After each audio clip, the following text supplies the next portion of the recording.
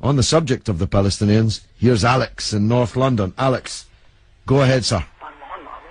Hi George, I'm calling from North London. I've been listening to you for 3 months now. Okay. Never had the chance to speak to you. Okay. But I was just calling on. I was listening to you a couple of nights ago, and you were talking to these people, and they were saying that Israel, the Jews, did not have the right to gain Israel from the Palestinians. And I was just saying, throughout history, the Jews have been persecuted, obviously, from the Holocaust, and we were granted Israel as a result of this.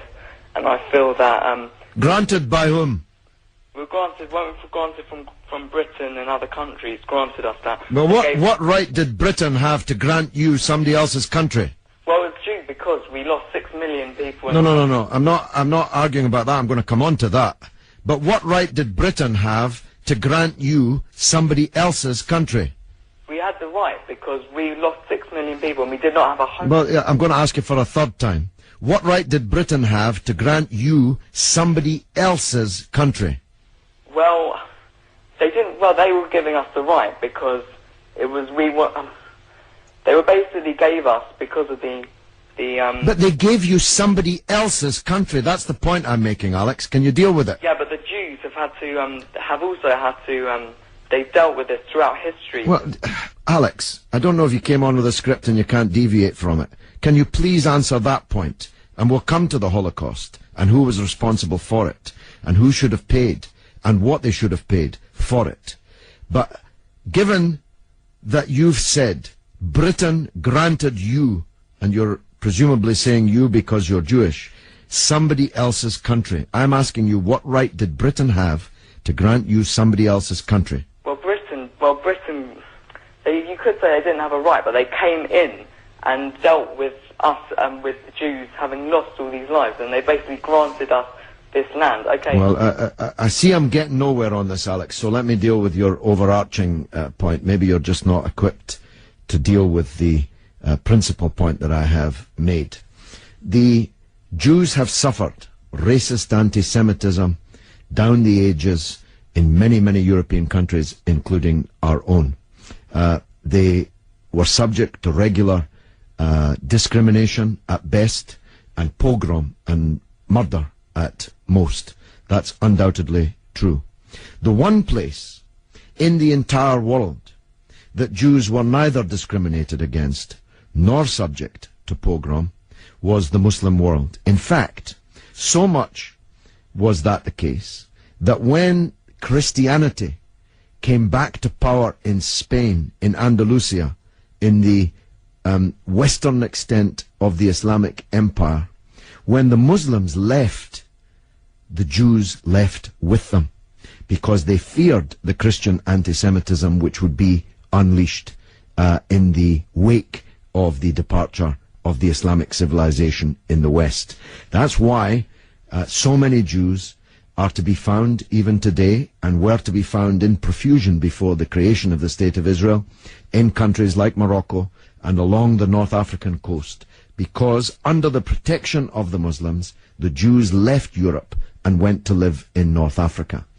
The Palestine that was wiped off the map when Britain granted you somebody else's country had Jews living side by side with Christians and Muslims for century upon century without the slightest trace of discrimination or violence or pogrom. So, what's happened is that Christian anti-Semitism in Europe, which massacred 6 million Jews in the greatest crime in human history, was paid for not by the Christian countries of Europe that either practiced or turned a blind eye to that anti-Semitism, but was paid by the very people who were completely innocent of that Holocaust, who had never persecuted the Jews, who had never pogromed the Jews.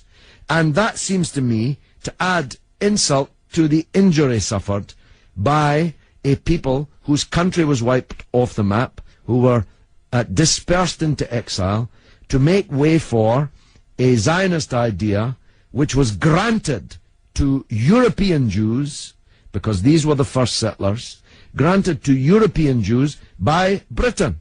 And as you have singularly failed, 4 times I asked you, to acknowledge that Britain had no right to give away somebody else's country, one country given to a second people, the land that actually belonged to a third people, it seems to me an all-round injustice, don't you think, Alex?